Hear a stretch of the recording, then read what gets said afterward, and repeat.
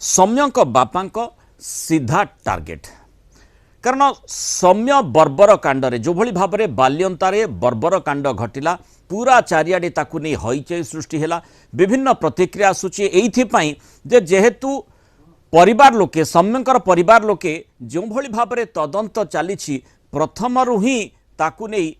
भिन्न मत पोषण कर एमिति भी होईची तांको परिवार पक्षरु बारंबार एथिपाई सीबीआई तदंत भी दाबी करा जाउची तेणु स्वाभाविक भाव में यह तदंत से संतुष्ट नुहंती कारण जो ढांचारे जो भली भाव में तदंत आगौची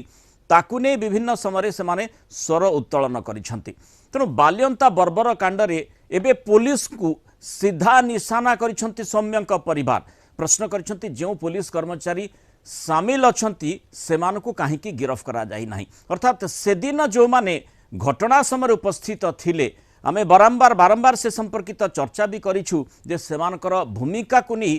किभली भाव में प्रश्नवाची छिड़ा होउछि एवं से बाबद रे तदंतकारी एजेंसी कौन कर